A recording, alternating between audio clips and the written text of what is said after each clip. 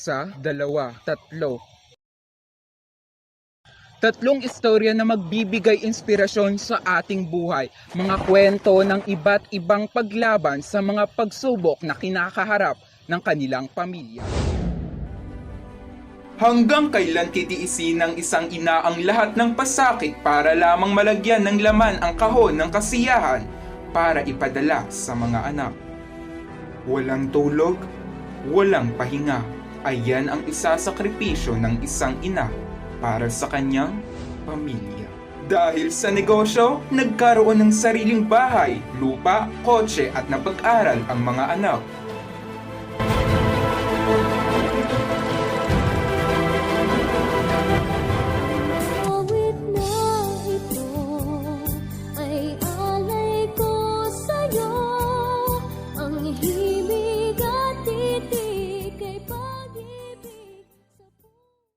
Bagong bayani, ito ang tawag sa mga kababayan natin na nagsasakripisyo sa ibang bansa, na nagtitiis ng kanilang hirap, nagtitiis ng mga pasakit at tinitiis na hindi makapiling ang pamilya para lang sa magandang kinabukasan.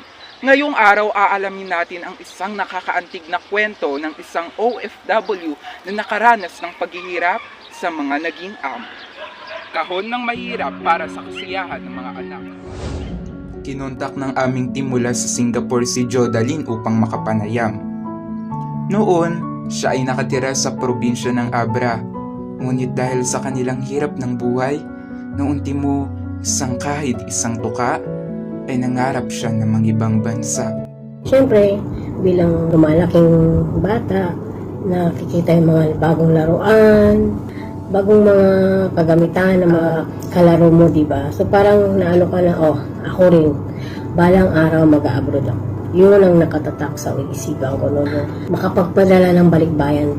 Kasi parang, alam mo yung feeling na pag may abroad ka, mayaman ka, yun ang alam ko noon. Na hindi ko alam kung ano ang tunay na kahulugan ng salitang abroad. Sa edad na 19 na taong gulang siya nag-asawa at ang kabuhayan ay pagsa-sideline sa mechanic shop. Mayroon siyang 4 na anak at ang kanyang kapatid na isang OFW din ang nag-alok at nag-asikaso sa kanyang pangingibang bansa. May pagkakataon na naiyak na lang talaga ako noon na minsan isang gabi wala kami maulam. Yung toyo lang. Tapos sasabihin ng asawa na, bahala na bukas.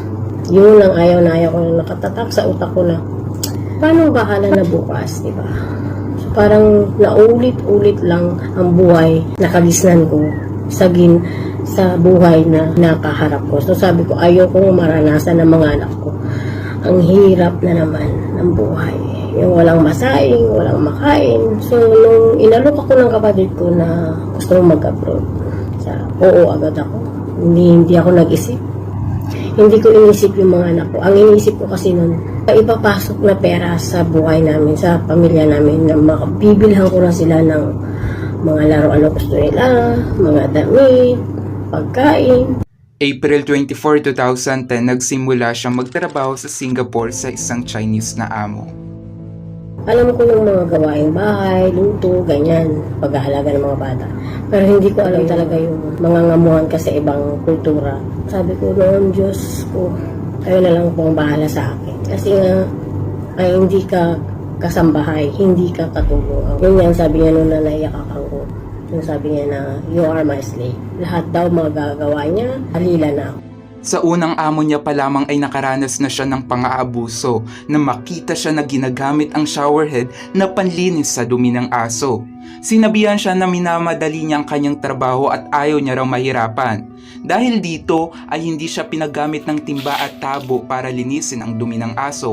Kaya ang ginawa sa kanya ay ibinuhos ang isang plangganitang tubig sa kusina at pinamap sa kanya. So sabi niya, map mo.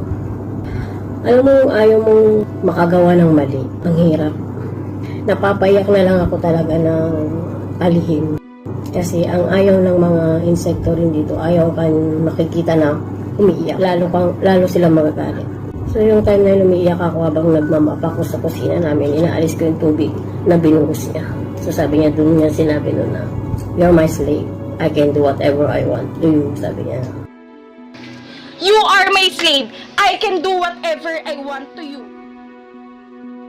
Kaya dahil sa nangyari ay hindi siya pinapakain bagkus pinapagalitan habang ang kanyang mga amo ay kumakain.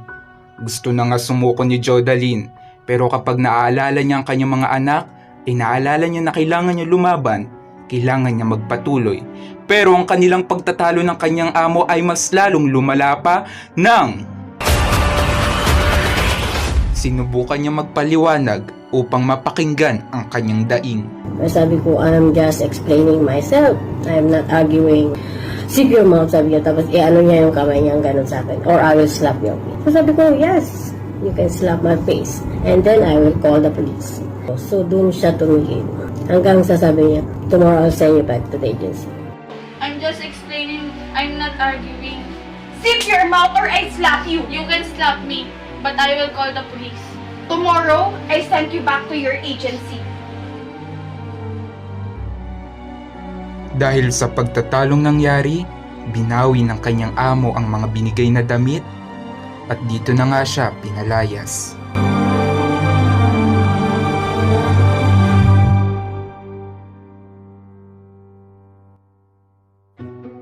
Ang kanyang pangalawang amo ay isang matandang babae na may edad na 71 taong gulang. Nahirapan din siya mag-alaga rito dahil ang pag-aalaga nga ng isang matanda ay hindi isang biro. Kailangan mo ng mahabang pasensya at pagtsatsaga.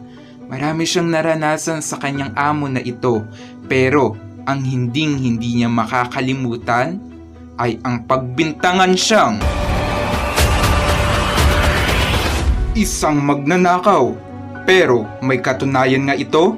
May ibinigay na raw na regalo ang anak na kanyang amo na pera na nagkakahalagang 1,000 pera sa Singapore. Kinakal nila yung gamit ko kasi nawala daw yung birthday gift ng anak niyang pera sa kanya na 1,000. Never in my life na nakita ko ang 1,000 Singapore.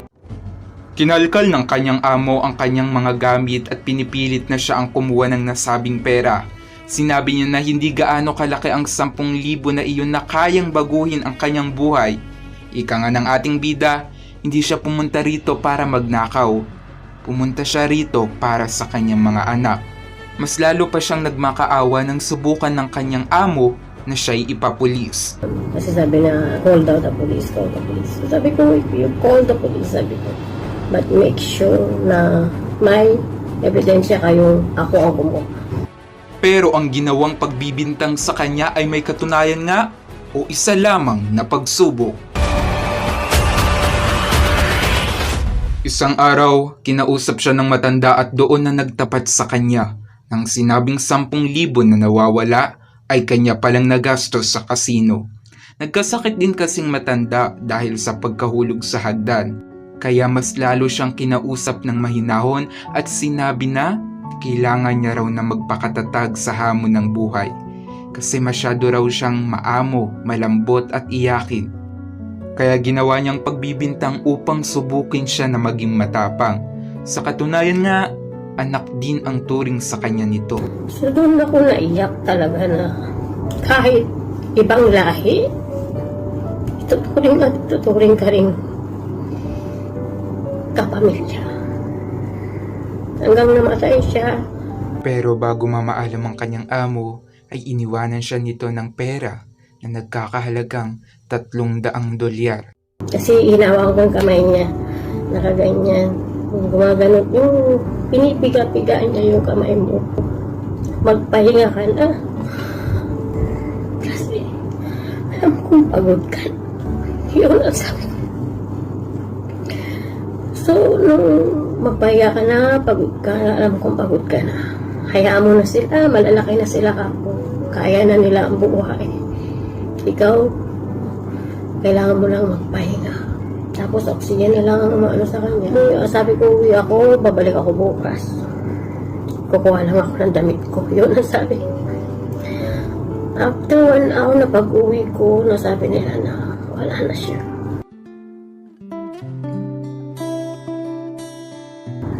Doon, kung ano na, siguro hinihintay lang niya magsabi sa kanya ng ganun bago siya umalis. Kasi nga, hirapan na siya, yung kamay niya, yung alam mo yung umaano na talagang ginaganyan kanya. Kailangan ko'y ikaw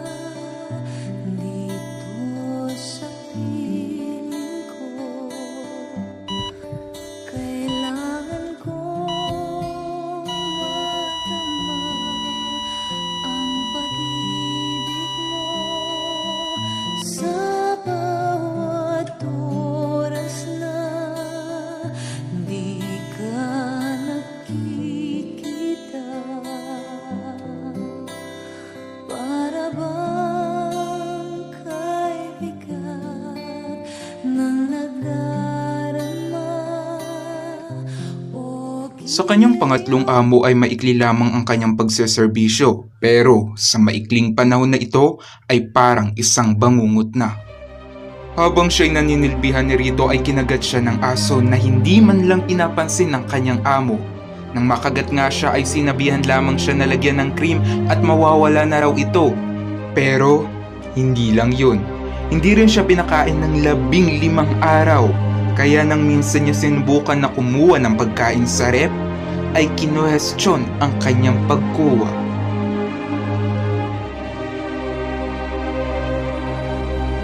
Sa kanyang pang-apat na amo na isang Indiano, ay dito siya natuto magluto ng Indian food. Pero dahil vegetarian sila at syempre tayo bilang isang Pinoy, ay gusto natin ng meat sa hapagkainan. Kaya kapag nag-go-grocery siya ay bumibili siya ng itlog.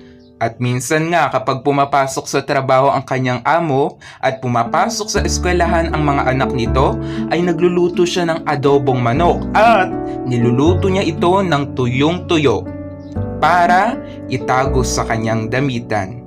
Minsan din ay sinusubukan niyang manilbihan sa ibang bahay kahit alam niya na ito ay iligal, para na rin kasi pandagdag padala sa kanyang mga anak. Gumanda-ganda rin naman ang sahod na, pero hindi pa rin talaga sasapat kung may kolehiyo na. Sinabi ko sa amo ko na hindi na ako magre-renew sa pang-apat na kontrata. Sabi nga nila, bakit? Sabi ko naman, hindi ko sinabi yung totoong rason ko na hindi na sasapat. Ang sinabi ko lang, new environment. Kung gustong sumubo sa iba naman. So sana maintindihan nyo kasi kayo rin naman pag kayo gusto nyo mag-iba ng trabaho, nagre-resign kayo, sabi ko. Sabi naman nila, oo, naiintindihan namin. So, binigyan nila ako ng release paper, binigyan din nila ako ng recommendation letter.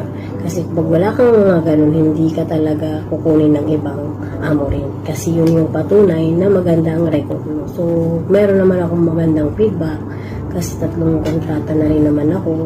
Tapos, maganda rin yung mga recommendation letter na sinabi nila sa recommendation letter ko.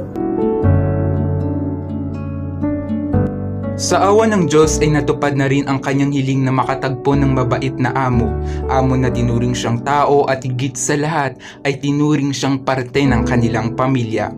Minsan nga ay binibigyan siya nito ng regalo, pagkain at pati pagbabayad sa ipapadala niyang balikbayan box ay sila mismo ang nagbabayad.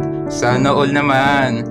Sa totoo lang, ang pinakaisa sa naging dahilan ni Jodeline kaya siya ng ibang bansa ay dahil sa mga balikbayan box. Ayon kasi sa kanya, noong bata siya, tuwing nakikita niyang balikbayan box sa kanyang mga kapitbahay, ay nangarap siya na balang araw ay magawa niya rin ito. Pero sa ngayon nga ay natupad na ang kanyang pangarap na magpadala ng kahon na bunga ng pagsasakripisyo. Bilang isang OFW, malaki ang sakripisyo namin. Isa na dun yung pag-iwanan ng pamilya namin. Pero dito ko naranasan yung pagiging matibay ang loob. Kasi mag-isa ka lang dito talaga sa ibang bansa. Walang ibang tutulong sa'yo. Walang ibang magsasabi na, kaya mo yan. Kundi ikaw din ang tatapik sa sarili mo, balikan. Na, kinaya mo yan. Diba? Madaling makatanggap ng balikbayan box. Pero ang mga laman nito ay mahaba ang pinagdaanan at may malalim na dahilan. May mga nakatagong istorya ng OFW lang ang nakakaalam. Saludo po kami sa inyo, mga bagong bayani. Doble kayod para sa pamilya. Sobrang init ng panahon, kaya nauuso ang mga pampalamig katulad ng halo-halo, sagot gulaman, at syempre, ang paborito ng mga Gen Z ay ang milk tea. Pero, wait lang, balikan natin ang tindahang ito. Hindi nyo ba alam ng tindera ng milk tea na ito ay nagbalak mag-OFW? Siya si Maricel Anastasio, tindera ng milk tea at ng karinderya. Doble kayod para sa pamilya. May 3 anak si Maricel noong balak niya mag-abroad, pero ang kanyang bunso ay may sakit sa puso. Kaya dito pumasok sa kanyang isipan na kailangan niya kumita ng pera. Pero mas inisip ko na makasama siya kasi mahalagaan, kasi inisip ko din na kahit dito sa Pilipinas, kung magsisipag ka lang, sasahod ka rin ng mas malaki. kasama pa yung anak mo. Magkasakit man siya, andyan ka. Pag hindi kagaya kung nasa malayo, ang hirap eh, di mo sila kasama, lumalaki. Kaya talagang priority ko na, syempre, makasama sila. Ang isa rin naging dahilan kaya bakit siya hindi natuloy sa pag-a-abroad ay wala siyang birth certificate. Hindi pa pala siya nakapagrehistro noon. Ang pagpaparehistro kasi ay mahabang proseso, kaya naisipan niya na wag na talaga tumuloy sa Dubai. Balak niya nga mag-abroad kasama ang kanyang kapatid, pero mas pinili niya na makasama ang kanyang mga anak. Mas gusto niyang mapalaki ang kanyang mga anak na kasama siya dahil sabi nga, mabilis lamang ang panahon. Ang pera madaling kitahin lang eh, pero yung panahon na hindi mo sila makasama, hindi na mababalik yun eh. Pero kamakailan lang ay namaalam ng kanyang asawa. Tanging siya lamang ang nag-aalaga sa kanyang 4 na anak. Sa katunayan nga ay mayroon silang 2 taon na anak. Ang tanging kinabubuhay nila ay ang pagnenegosyo ng sari-sari store sa kanilang bahay na kanyang mga anak ang nagbabantay. Samantala, siya naman ang nagtatrabaho sa miltihan at sa karinderya. Sa katunayan, 2 kanyang hanap buhay. Tuwing 2:00 hanggang 10:00 ng umaga ay nagtitinda siya sa kantin. Pagkatapos niya magtinda sa kantin ay pumupunta naman siya sa katapat na tindahan, ang miltihan. At dito naman magtatrabaho. Pero kapag 7:00 hanggang 10:00 na ng gabi ay pumupunta ang pangatlo niyang anak upang palitan siya magtinda. Pero ang sahod nila ay iisa lamang, pambaon din ng anak niya at panggastos sa pang-araw-araw. Todo kayod ang ginagawa ni Maricel para buhayin ang kanyang mga anak at ganun din ang ginagawa ng kanyang mga anak para tulungan siya. Ika nga, sa huli, kayo magpapamilya rin ang magtutulungan.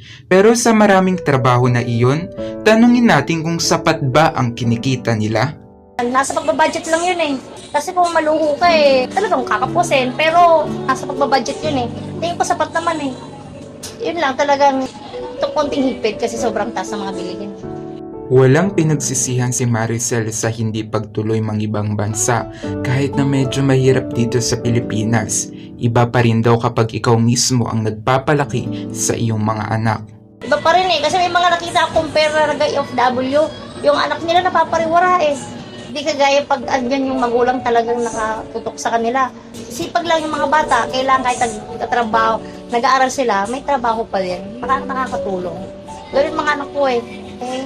Talagang hindi ko ano talaga ako sa OFW, parang hindi ako masyado.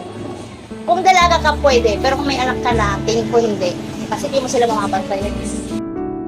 Sa hindi niya pagtuloy sa pag-a-abroad ay nagkaroon ito ng magandang resulta kasi napalaki niya na maayos ang kanyang mga anak. Sa katunayan nga, ang kanyang panganay ay 3rd year college na at HRM ang kursong kinukuha. Ang kurso naman ng pangalawa niyang anak ay EDUC. Ang pangatlo niyang anak na kapalit niya magtinda ay ngayon na sa grade 10. Sa katunayan nga, may maliit pa siya na anak na 2 taong gulang at lahat ng ito ay napag-aral niya dahil sa kanyang pagsisikap. Pero sa 3 trabaho na iyon, hindi ba sobrang nakakapagod? Okay lang. Kasi mas mahirap yung sa malayo. Pag uwi ko sa bahay, kahit pagod ako, nawawalang pagod. Pag andyan yung mga anak mo eh. Sa abroad, pagod ka, pag tulog ka, wala kang katabi. May sakit anak mo, di mo kasama. Yun ang pinaka-number 1, di ko kaya. May lagnat anak ko, tatawag, ma, may lagnat ako. Alayo ka, padalahan mo pera. Hindi para sa akin, hindi sapat yun. Kasi wala, iba yung kalinga ng isang magulang. Yung bata, andun yung magkasama kayo, alam niyo yung bonding nyo, ay talaga ako, solid ako sa mga anak ko. Kaya hindi ako nagkatrabaho na malayo sa kanila. Gusto ko trabaho ko malapit lang, kahit mga baba at sahod. Basta malapit lang. Konting tawag nila, makakatakbo ko. Sa ngayon, para hindi siya gaano mag-isip-isip sa pagkawala ng kanyang asawa, ay fino-focus niya ang kanyang sarili sa pagtatrabaho. Dahil kapag palagi siya nasa bahay, ay patuloy niya lang naalala ang kanyang mister. Minsan sa buhay natin may mga bagay na hindi natutuloy. Baka kasi mayroon para sa iyo at may mas mabuting dahilan na nakalaan sa takbo ng buhay mo. Grabe, ang daming trabaho ni Ate Maricel. Pero tandaan natin na kailangan din natin magpahinga dahil gumigising tayo hindi lamang para magtrabaho. Gumigising tayo para makagawa ng masasayang alaala kasama ang ating pamilya. Dahil sa suman, kaya ako ay umaman. Kung ang mga naunang nakapanayam natin ay isang OFW at nagbalak mag-abroad, ang atin namang huling nakapanayam ay hindi na naisin ng ibang bansa dahil...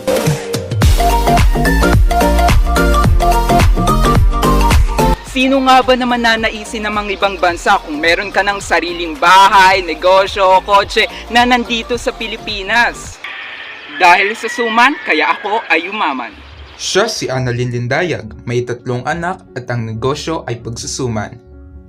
Pero paano nga ba siya nagkaroon ng sariling sumanan? Ayon sa kanya, silang mag-asawa ang trabaho talaga nila noon ay namamasukan sa isang pabrika. Pero nung time na nagkagipitan na at nagkaroon na ng bayaran, ay nagkatanggalan na ng mga trabahador. Kaya dahil dito ay nag-decide sila kung sino ang magpapatuloy. Habang nagde-decide sila ay inalok siya ng kanilang hipag na magtinda ng suman. Mas ayos raw kasi magtinda dahil mas hawak nila ang time nila. Nung umpisa, ayaw niya patanggapin ito. Pero... ngayon, nung time na ang biyanan ko nagtitinda sa Marilao, sinasama niya ako tuwing Huwebes, magtinda-tinda. So, nung sinasama niya ako, parang natutunan ko na rin magtinda. Tapos, nung yung asawa ko naman na nagbayaran sa pabrika, so natigil na talaga kami sa pabrika. So, yung ginagawa ng biyanan ko, hinati-hati kami. May time na ako yung nagsusuman, may araw na hipag ko naman yung nagsusuman, yung isa naman yung kapatid ng bilas ko. Hanggang sa natutunan ko na yung magsuman. Nang matutunan na nga niya magsuman ay naghanap na sila ng pwesto upang magtinda at ang pwestong nahanap nila upang pagtindahan ay ang talipapa sa Genti. Mainam yung may sarili kang gawa eh. Yung suman ko na itinitinda, sarili kong suman. Hindi ako humahango. Kumbaga, may konti lang akong gawa, tapos ako din ang nagtitinda. Tapos nung time na yon, sa konti na yon, napadami ko nung napadami siya. Sa una, 2 kilo't kalahati lang. Sumunod, naging 5 kilo na, hanggang sa naging 10 na, hanggang sa yun lang, tuloy-tuloy lang nang ginagawa namin sa araw-araw.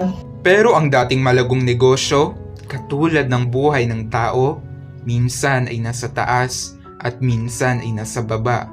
Simula nang na-develop ang Genti, nagkaroon ng malalaking building at nadaanan na ng C5 ang mga kalsada, ay dito na nagsimula magsipunta ang ibang tao sa ibang lugar.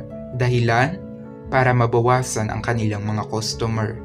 Nag-desisyon na ako na papahango na lang. Kumbaga, gagawa kami ng madami, tapos ipapahango namin sa gano'n. Nagsimula sila ng pagsusuma noong 2000 pero noong 2007 ay lumaki-laki ng konti ang kanilang tubo. Dito niya talaga naisip na mas mainam magtinda kaysa pumasok muli sa pabrika. Dahil sa pagtitinda, hawak mong oras mo. Wala ding magdidikta sa'yo kung kailan ka gagawa o kailan ka hindi gagawa. Kaya noong 2010 ay naisipan nila na magdagdag ng iba't ibang kakanin bukod sa suman. Katulad na lamang ng maha, biko, sapin-sapin, kutsinta at marami pang iba. Ang pinakapatok o palaging nahanap ng customer nila ay ang suman antala. Siyempre, kailangan natin tikman para masabi nating totoo. Masarap nga. Sabi, masarap daw itong suman na to. Ngayon, alam natin kung totoo ba o ano ba yung meron dito. Kung bakit ito yun.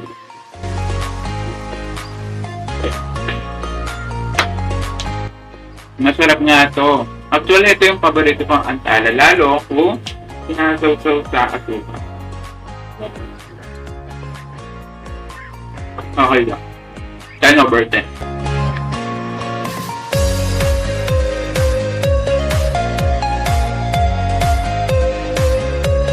Sa tingin niyo po, ano po yung meron sa kakanin niyo na wala po sa iba? Pagmamahal. Kasi, doon naman talaga makikita kung masarap o hindi. Kung gusto niyo po yung ginagawa niyo po. Kasi meron at meron kang makikita kung mabili ba o hindi. Sobrang laki ng naitulong ang pagsusuma nila kumpara noong namamasukan sila sa pabrika. Kasi sa pabrika kung ano lang yung kinikita mo ay hindi na magbabago. Pero dito sa pagsusuma nila ay iba-iba. Minsan ay madalang ang kita pero madalas ay sobra pang inaasahang kita. Pero kamakailan lang, noong February, ay habang nagsusuman sila, ay may nangyari.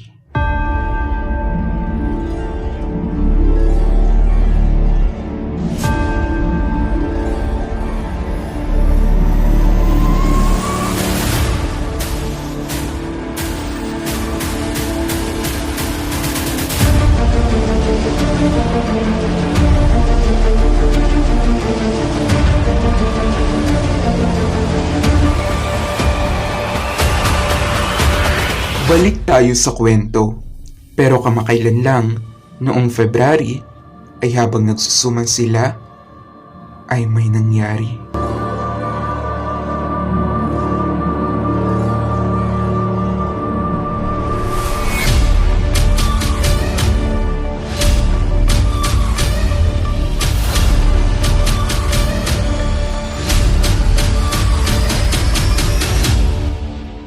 Na maalam ang kanyang mister.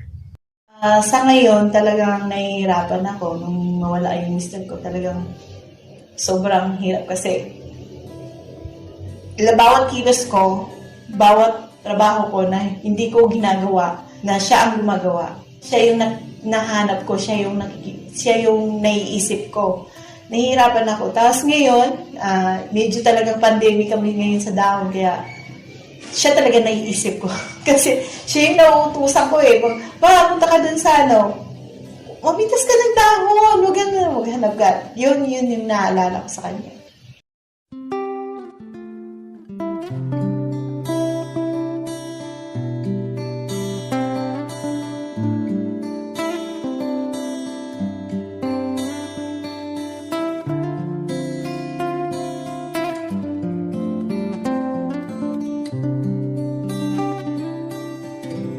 Kailangan ko'y ikaw dito sa piling ko. Kailangan kong matama ang pag-ibig mo sa bawat oras na di ka nakikita. Para bang kaibigan ng nadarama o giliw na saan ka? Bakit lumisan ka? Paano na puso ko nag-iisa?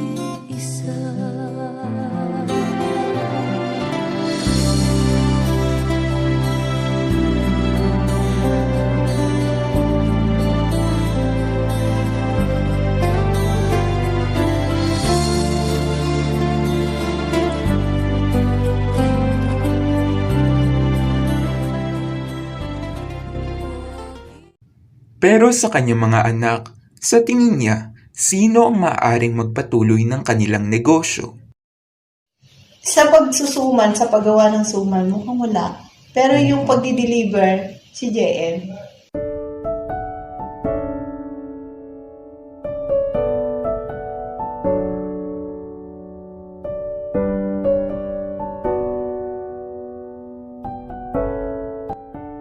Gusto ko nga silang matuto kahit paano kasi ang inaano ko sa kanila, ang gusto ko sana mangyari, matutunan din nila kasi kung hindi dahil din sa pagsusuman, hindi kami makakakuha ng pagpaaral nila. So, ano po yung pwede niyong ipayo po sa kanila sa mga gusto po na magnegosyo or katulad niyo po na mag-grow yung kanilang business? Kung meron man kayong naisip na negosyo na gagawin o umpisahan, dapat mag-focus muna kayo bago mag-focus ng iba. Minsan, kailangan talaga natin sumubok ng ibang hanap buhay. Malay nyo, dito sa bago niyong trabaho, dito magbabago at lalago ang inyong buhay. Sa pagpapatakbo ng negosyo ay marami tayong kakaharaping iba't ibang pagsubok. Pagsubok sa buhay, pagsubok sa hanap buhay, mga suliranin na nagpapatatag at lumikha kung sino tayo ngayon. Ang kailangan lang natin ay magpatuloy at sumunod sa daloy ng buhay.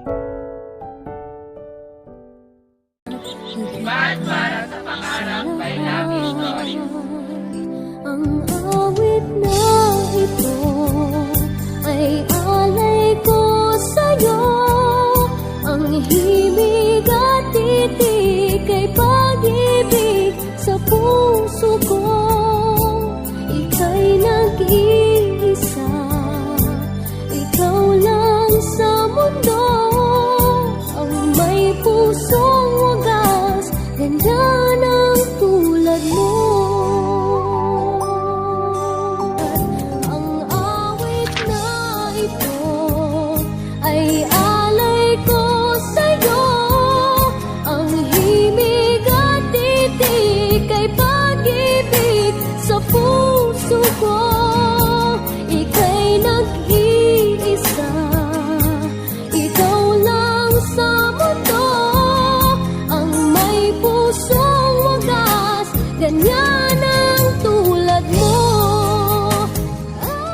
Iba't ibang kwento mula sa iba't ibang tao, mga istoryang nagbigay totoo na ang buhay ng isang tao ay sobrang hirap, sobrang nakakapagod.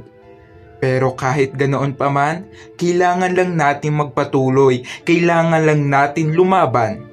Lahat ay kayang gawin, maglakad, tumakbo o lumipad para makamit lang ang inaasam na pangarap. Muli, salamat sa pagsubaybay sa kwentong ito.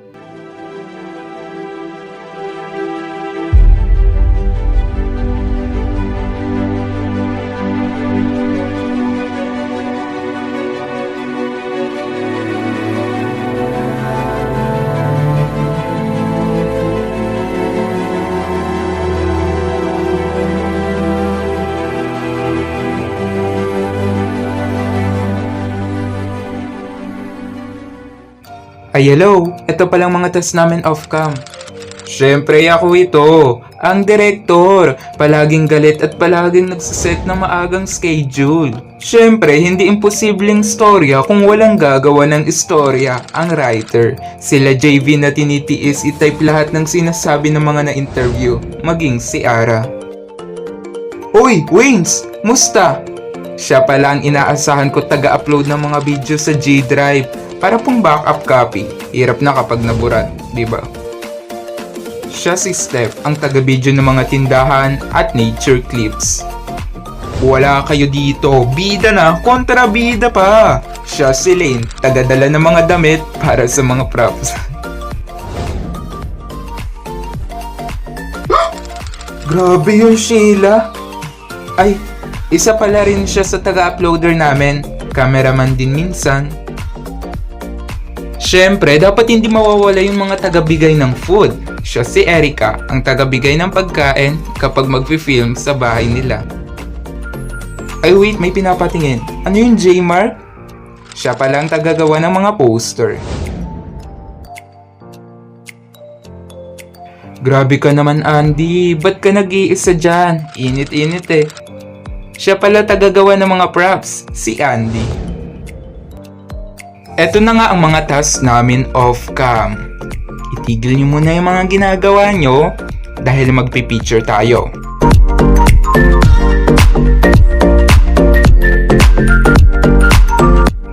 One, two, three. Kompleto na ba? Saglit. Wait. Muntik na makalimutan. Nakalimutan na nga. Siyempre, dapat hindi makakalimutan ang cameraman. Si JM. Siya yung palaging kasama ko kahit saan at kahit kailan. Yan. Complete na tayo.